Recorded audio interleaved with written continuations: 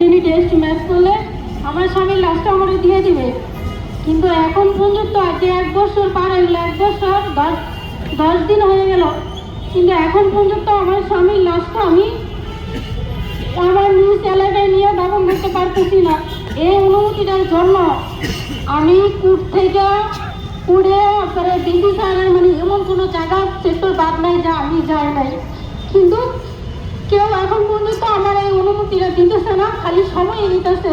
সময় নিতে যাইতে 1 বছর পার হয়ে গেল, আমার স্বামীর লাশটুকু আমি এখন পর্যন্ত নিজের নিয়ে যেতে পারি না। এর জন্য আমি ছোট বাচ্চাটা নিয়ে 1 বছর ধরে দৌড়াদৌড়ি করতেছি। আমার বাচ্চাটা এখনো হাঁটতে পারে না আমার কোলে থাকতে থাকতে।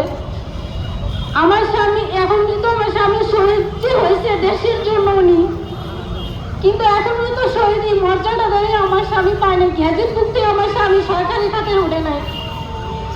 আমি কোনো আমার 2টা ছেলে, একটা ছেলের বয়স 11 বছর, চলে এটা 1.5 বছর। এখন পর্যন্ত আমার কোনো সরকারিভাবে কোনো অনুদান আমার পরিবার পায় না। আমার স্বামী ছিল আমার ইনকাম সোর্স, আমাদের পরিবারের আমার শ্বশুর শাশুড়ি সবাই আছে। আমি দীর্ঘ 1 বছর ধরে অনেক কষ্ট করে জীবনযাপন করতেছি, আর মানুষের দোয়ারে দোয়ারে ঘুরতেছি যে আমার স্বামীর লাশটা যেন আমার দিয়ে দেওয়া হয়, আর আমার স্বামীর নাম যেন সরকারি তালিকায় অন্তর্ভুক্ত করা হয়, যে দেশের জন্য শহীদ হিসেবে ও আমার সন্তানটা যেন পরিচয় দিতে পারে যে আমি একজন শহীদের সন্তান। আমি আমার স্বামীর লাশটা দাফন করতে চাইছি। আমার বাচ্চারা আমার জিজ্ঞেস করে, আমার বড় ছেলে, যে মা তুমি বাবারে কবে আনবা?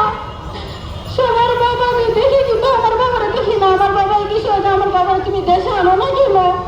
কিন্তু আমি আমার সন্তানরা এখন পর্যন্ত কোনো উত্তর দিতে পারি না, কারণ আমি বিভিন্ন জায়গায় দৌড়ে ব্যর্থ হচ্ছে।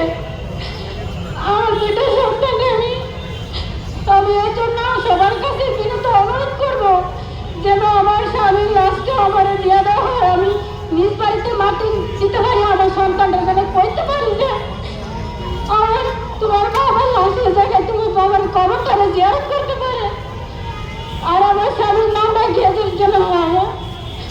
আমি এখন পর্যন্ত সরকারি কোনো অনুদানই পাই নাই সবার কাছে। এই জন্য আমি এখানে আসা ওনাদের মাধ্যমে। আমার বাচ্চাটা খুবই অসুস্থ, কান্নাকাটি করতেছে। আমি এখন